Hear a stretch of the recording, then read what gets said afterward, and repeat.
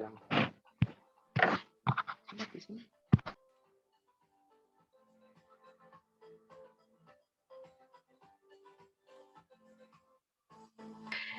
Dia suruh wifi or data seluler.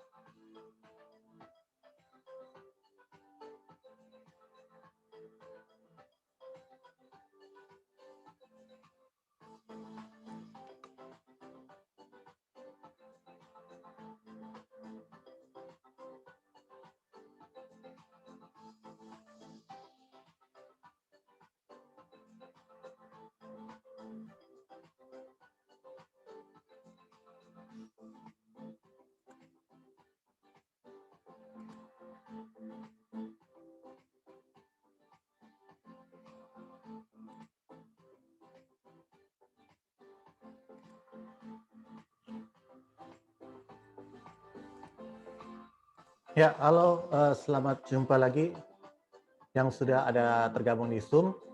Silakan aktifkan video atau kamera Anda yang ada di rumah. Tristan, Yesa,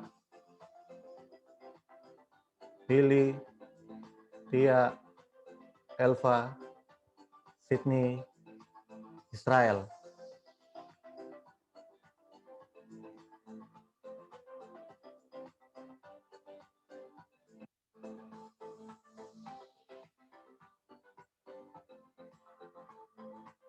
Karena ini sementara di recording, jadi harap bisa mengaktifkan video supaya muka kalian atau bisa terpampang nantinya.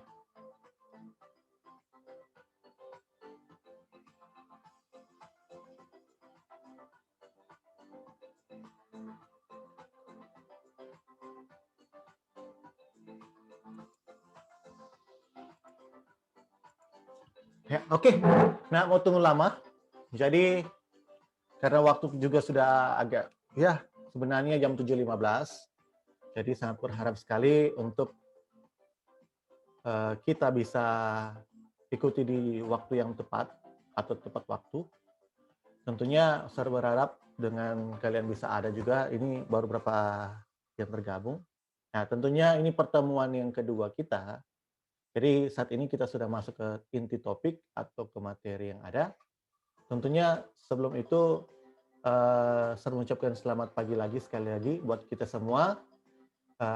Selamat kita mengikuti pelajaran kita hari ini. Tentunya saya berharap juga bahwa ketika kita belajar di saat ini atau kita mendalami atas apa yang kita belajar saat ini, tentunya di mata pelajaran dasar desain grafis, tentunya saya berharap kalian bisa aktif juga di dalamnya di pembelajaran saat ini.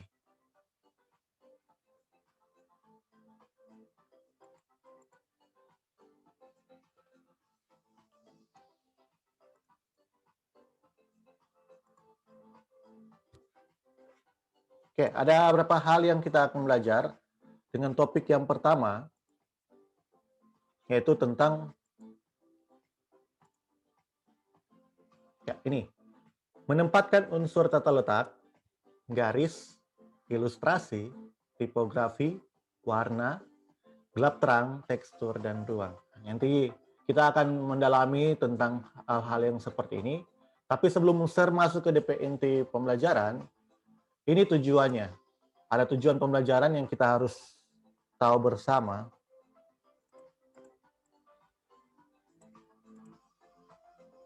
Oke.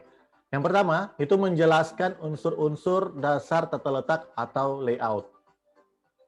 Baru menjelaskan unsur-unsur berupa garis, ilustrasi, tipografi, warna, gelap terang, tekstur, dan ruang. Dan yang ketiga, merancang unsur-unsur dasar tata letak atau layout.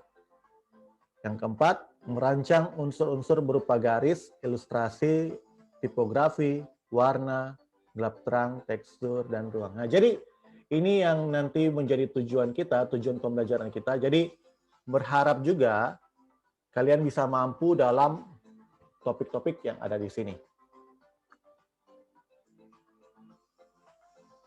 Oke, yang pertama,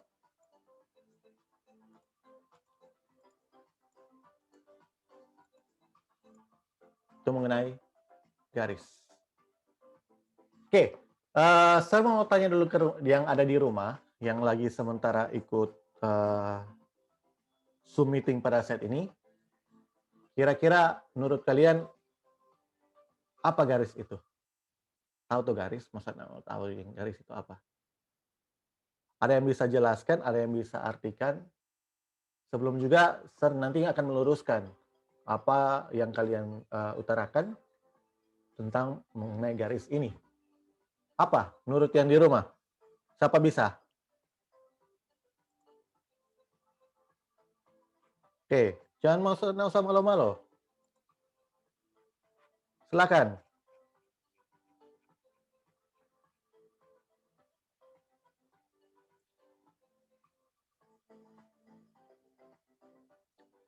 Ada yang di rumah? Apa itu garis? Siapa? Cynthia mungkin, Elva, atau Sydney. Ya, yang sudah gabung sini. Ada 8 yang sudah gabung. Silakan. Elva mungkin.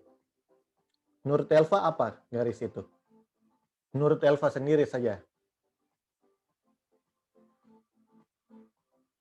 Boleh aktifkan mikrofon.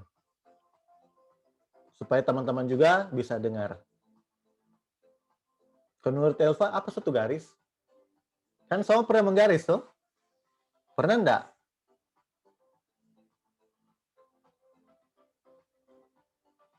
Ya, nanti saya kasih gambaran. Ini ada buku dasar, atau jelas di sini, tahu jauh.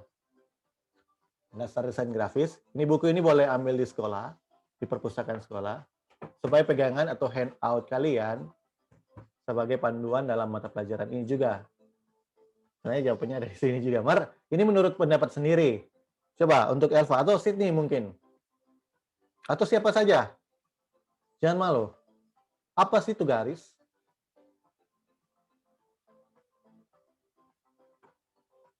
Ayo.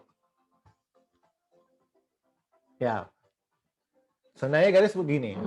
Oke. Saya berharap juga dari kalian ya untuk supaya bisa memahami, oh ternyata garis seperti ini. Nah, jadi garis itu merupakan elemen pertama yang paling dasar dari desain itu adalah garis. Nah, akan mau jadi sebuah gambar, nah akan mau jadi sebuah lukisan kalau tanpa garis. Betul enggak? Bagaimana? Betul, Sir. Nah, toh tetap garis itu harus ada. Nah, dan dia juga merupakan sebuah goresan, apakah dia dari pulpen atau pensil. Tentunya dia ada titik yang saling terhubung antara titik awal dan titik akhir. Kalau cuma titik, tentunya bukan garis itu nama titik. Nah, jadi garis itu adalah merupakan sebuah hubungan antara titik awal dan titik akhir. Mau dia pendek begini, mau dia cuma jarak mungkin 1 senti, itu merupakan garis. Mau dia kecil, mau dia panjang, itu begitu. Nah, jadi garis ini juga merupakan elemen utama, elemen paling penting dalam sebuah desain grafis. Itu kita mesti tahu bersama, garis ini unsur penting. Tanpa adanya garis, nggak mau jadi semua. Misalnya, memang ada bisa terwujud dengan beberapa hal yang lain, elemen-elemen yang lain tentunya. Bukan cuma dalam bentuk garis, ada elemen-elemen yang lain yang nantinya kita akan bahas atau ikuti bersama nanti. Tapi intinya di sini bahwa garis juga merupakan satu keluarga dari elemen-elemen dari desain grafis itu juga. Nah, makanya kita juga perlu tahu di sini. Nah, baru fungsi dari garis. Apa fungsi dari garis? Nah, jadi fungsi dari garis di sini dia sebagai pembatas tepi bidang. Pembatas tepi bidang. Atau objek untuk memberikan representasi atau citra struktur, bentuk, dan bidang. Misalnya, saya kasih contoh. Misalnya, ada kotak ini. Nah, ini kan DP nama bentuk. Memang garis juga ada di dalamnya. Karena bentuk ini terjadi juga karena garis. Karena unsur garis itu sendiri. Nah, jadi tentunya sebagai pembatas di sini misalnya, saya kasih contoh. Kalau kalian lihat perhatikan baik-baik, misalnya ada sebuah garis di bagian sini. Ini sebenarnya meja pembatas. Jadi ini kan pakai dasar putih. Warna yang terbuat adalah putih sebagai background. Sebenarnya aslinya bukan seperti ini. Sementara ada pakai green screen, tuh. Jadi makanya seperti itu. Nah, jadi karena berhubung juga warna dari meja yang saya gunakan itu berbentuk, nah ini bukan berbentuk ya, berwarna putih. Jadi maka ada garis tepi, ada sebuah tepian dari meja membentuk sebuah garis. Ini menunjukkan bahwa oh ini ternyata latar dan ini adalah meja. Nah, garis ini yang nanti akan menjadi sebagai pembatas di situ. Jadi fungsi pertama yang kalian harus catat, ini perlu dicatat juga ya, karena sebentar selesai kelas online, nantinya akan ada catatan yang kalian harus masukkan juga di kelas dojo sebagai catatan kalian. Nah, jadi sebagai pembatas itu hal yang pertama. Baru yang kedua, menciptakan nilai ekspresi seperti nilai gerak atau dinamika. Nah, itu misalnya contoh. Kalau dia di audio, kalian kalau pernah lihat atau orang perekaman atau mungkin di apa ya, kalau di rumah sakit ada tuh alat itu yang dokter punya tuh ada detak jantung. Nah, jadi itu semua dari garis. Itu menunjukkan sebuah pesan di dalamnya. Jadi meskipun itu cuma garis, cuma hal-hal kecil, tuh, kalau orang bilang cuma hal yang sederhana, orang anggap itu luar biasa, Tapi sebenarnya dalam unsur garis itu memiliki fungsi. Dia ada dinamika di dalamnya. Nah, dia memberikan suatu pesan atau nilai ekspresi di dalamnya di situ. Misalnya contoh, contoh kan di rumah sakit, tuh misalnya di rumah sakit kan ada tuh, sering tahu DP alat karena saya bukan dokter. Yang jelas kalian pernah nonton di televisi atau mungkin pernah ke rumah sakit, pernah lihat alat itu. Jadi ukur detak jantung. Tuh, kalau dia lagi masih ada irama, masih ada garis-garis seperti itu, nah tentunya masih ada respon dari jantung itu sendiri. Tapi kalau dia sorata, itu menunjukkan bahwa apa? Bahwa orang tersebut nyenda atau detak jantungnya sudah berhenti. Nah, itu jadi meskipun itu simbol yang dipakai oleh alat itu, jadi garis itu sebenarnya bisa menunjukkan seperti itu. Itu cuma salah satu contoh. Sebenarnya ada banyak sekali contoh tentang garis itu sendiri. Oke, jadi itu yang pertama dan itu yang kedua. Oke, yang berikut, yang ketiga, memberikan kesan pada visual desain seperti tegas atau luwes, ya dinamis dan lain-lain. Misalnya contoh, kalau dia garis ke sedikit kotak-kotak begini, atau garis tajam-tajam, nah itu bisa menunjukkan sesuatu. Mungkin bisa menunjukkan duri. Nah, kalau duri kan yang orang tahu kan tajam tuh. Mungkin bisa disimbolkan sebagai rasa sakit atau bisa banyak hal begitu. Jadi dengan unsur garis ini juga, elemen garis ini bisa memenuhi pesan dari menyimak gitu.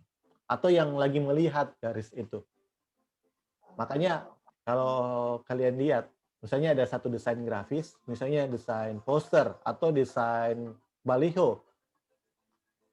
Baru di situ mungkin cuma ada garis, ada warna putih sebagai backgroundnya, baru ada garis. Nah, itu bisa jadi orang bisa ketika melihat itu bisa jadi orang bisa mengekspresikan, oh ternyata apa DP maksud dari garis itu. Dengan orang melihat tampilan yang ada di situ. Nah, boleh sampai sini? Bisa paham? Atau ada yang masih belum jelas? Bisa. Jadi sudah bisa dapat gambarkan kira-kira garis itu seperti apa? Karena kita tidak bisa lanjut ke yang lain kalau kalian bisa belum paham ini dia. Gimana? Jadi ada tiga ya, ada tiga fungsi dari garis itu sendiri. Jadi yang pertama apa tadi? Apa yang pertama tadi? Tahu enggak? Baru tadi kebun. Ayo. A few moments later. Ayo. Berapa waktu kemudian? Apa kira-kira? Apa sebagai tadi fungsinya apa? Ada tiga. Siapa bisa jawab?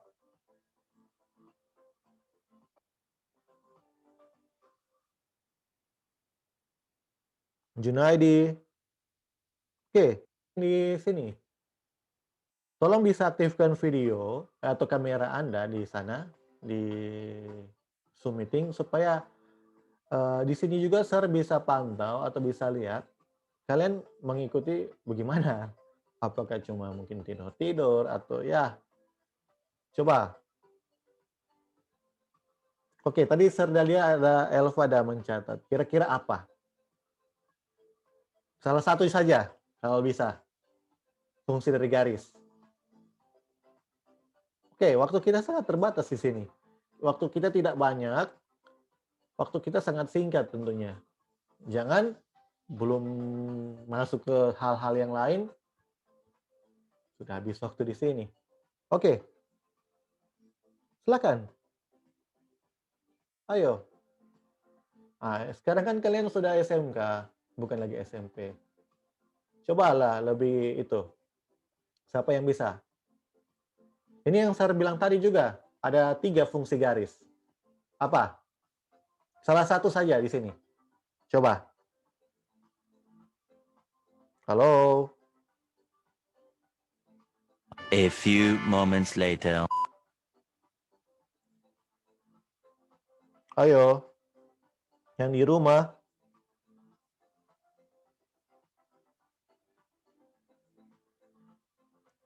Oke lah kalau begitu. Kalau belum ada yang pahami, jadi saya ingatkan lagi. Pertama, garis itu sebagai pembatas tepi. Yang saya bilang tadi di sini. Anggaplah meja dengan background share. Sebagai pembatas. Jadi dapat tahu mana tuh meja, mana yang latar belakang. Jadi dia sebagai pembatas. Dia sebagai pemisah. Kita buat sebagai bagian atas. Baru yang kedua. Itu yang pertama. Yang kedua.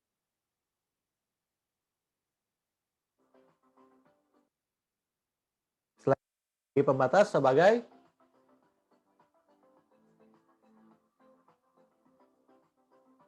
menciptakan ekspresi atau dinamika.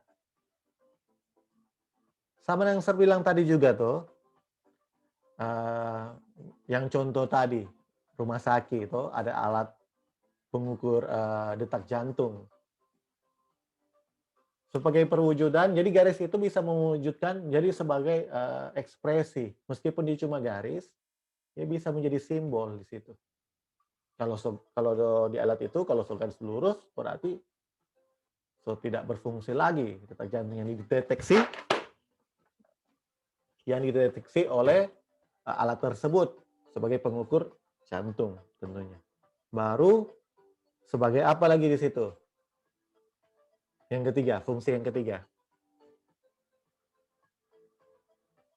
Sebagai kesan, masa di eja-eja lagi sedang ada SD. Kesan apa?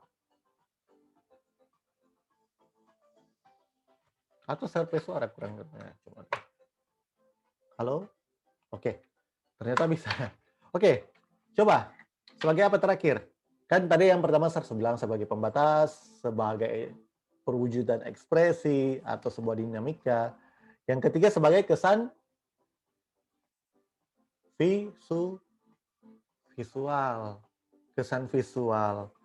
Misalnya dia garis tegas, garis luwes, tajam-tajam tuh misalnya, atau dinamis tuh. Ada garis putus-putus. Itu merupakan garis. Karena orang bilang garis putus-putus. Beda dengan putus-putus. Kalau putus-putus berarti itu orang akan kesulitan. Apa tuh putus-putus? Putus cinta kah? Putus apalah begitu. Kalau garis putus-putus berarti apa? Ada garis, ada merupakan ujung dari awal sampai akhir itu saling sinkron. Tuh. Putus-putus sampai di ujung. Sampai di mana terserah, mau sampai sebesar apapun itu dia. Yang jelas seperti itu. Oke, bisa? Oke, sekarang 745. Jadi sangat singkat sekali ya. Oke, yang berikut, yang kedua, jenis garis dan kesan. Nah, garis dalam konsep tata letak mempunyai pengaruh secara visual yang dikatakan tadi. Garis yang mempunyai ukuran besar dan kecil. Besar dan kecil tuh, ada garis tebal, ada garis tipis. Baru garis juga memiliki posisi horizontal maupun secara vertikal yang dapat menciptakan kesan yang berbeda-beda. Kenapa itu berbeda? Kenapa tahu vertikal dan horizontal? Alah, cilaka ini kalau nggak tahu. Berarti belum lulus SMP ini. Atau belum lulus SD. Tahu vertikal dan horizontal itu yang bagaimana? Siapa yang bisa contohkan di sini? Vertikal dan horizontal.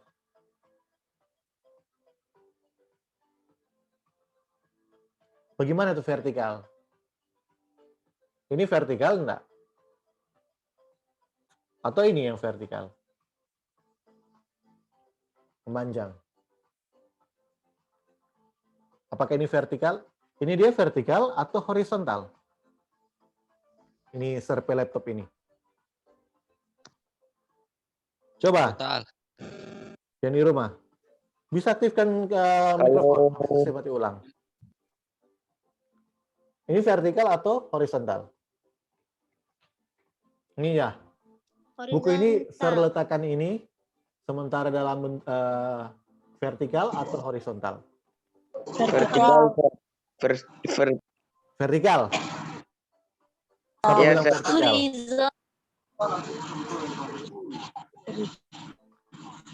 Siapa? Siapa yang bilang vertikal ini? Vertikal, Sir. Atau horizontal? Vertikal. Jadi horizontal. Kata horizon. Kalau kalian pergi di pantai, dapat lihat tuh horizon bumi. Kalaupun dia misalnya pergi di boulevard sana tuh, di Balia sunset, dapat lihat DP horizon bumi. Horizontal. Jadi secara memanjang. Ini horizontal, ini vertikal. Nah, di dalam garis, horizontal dan vertikal itu memiliki makna atau perbedaan. Oke, di sini Zoom juga tinggal 10 menit. Berarti ya sangat terbatas sekali karena sangat itu. Jadi saya berharap ke depan pertemuan kita di berikutnya ini baru digaris. Sebenarnya banyak sekali yang kita harus lewati bersama. Kalau saya balik ke slideshow yang ada, jadi kita masih banyak lagi di sini. Jadi harus ada garis, di situ kita akan itu apa, nasi, tipografi, warna, dan ruang. Ini dulu yang kalau kalian harus mengerti dan kalian tidak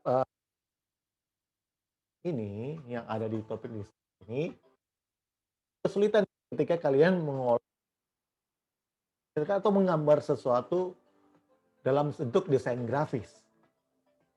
Oleh karena itu masih paham dulu unsur-unsur yang ada di sini. Oke, mungkin itu saja. Karena Zoom sudah mengingatkan 10 menit. Karena Sar juga akan ambil dokumentasi ke kalian sebagai bukti di sini sebagai apa ya kalau bilang catatan kalian. Jadi apa yang saya bilang tadi itu baru beberapa tentang fungsi dan apa itu desain grafis dan apa itu garis. Biarlah itu menjadi catatan kalian hari ini. Nanti kita jumpa lagi di minggu depan. Mudah-mudahan dengan minggu depan lagi kita bisa banyak hal. Jadi Sir menekankan ke kalian bahwa kita bisa selesai dalam beberapa hari untuk materi ini. Nanti buku ini bisa diambil di sekolah sebagai pegangan handout supaya kalian bisa baca-baca dulu supaya ketika nanti kelas online kalian sudah ada dasar lah untuk hal itu. Oke, bisa sampai sini? Yang di rumah? Bisa, Sir. Oke. Silakan aktifkan video. Sir akan screenshot di sini.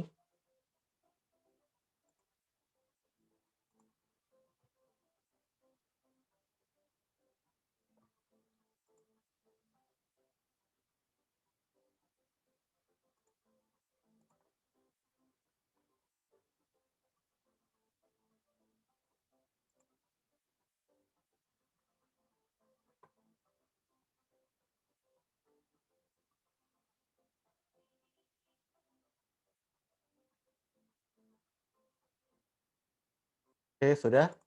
Silakan aktifkan video yang di rumah.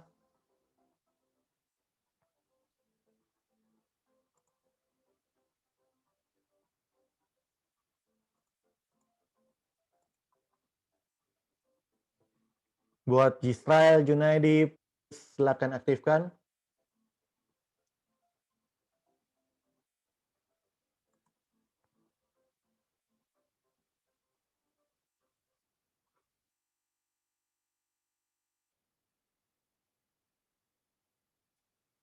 Oke.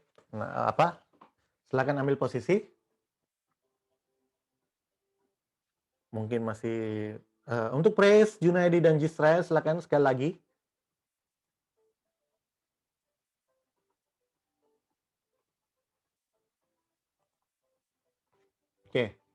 3, 2, kasih jempol. 3, 2, 1. Oke, terima kasih untuk kesempatan saat ini yang telah mengambil bagian, yang telah bersama-sama dalam kelas online. Jangan lupa untuk mengisi absen kelas di kelas dojo sambil menunggu. Ketua kelas juga Siap, membantu siap. Profesor Lia di sini. Jadi berharap juga untuk bisa selalu aktif di pagi-pagi, karena jam kita di pagi-pagi, di jam 7.15 sudah mulai. Itu di setiap hari Senin. Bisa lihat di jadwal yang sudah dibagikan. Dan jangan lupa untuk selalu cek terus di aplikasi Kelas Dojo sebagai di Historika atau di portofolio kalian. Dan jangan lupa untuk mengisi absen juga di grup yang Kelas Dojo yang mata pelajaran dan kelas. Di kelas juga ada, di mata pelajaran juga ada. Tapi ini mata pelajaran khusus yang hadir saat ini. Yang khusus saat ini yang hadir ada Rico, Cynthia, Elva, Junior, dan yang lain-lainnya. Itu bisa digabung. Oke? Sampai jumpa di lain waktu dan see you next time.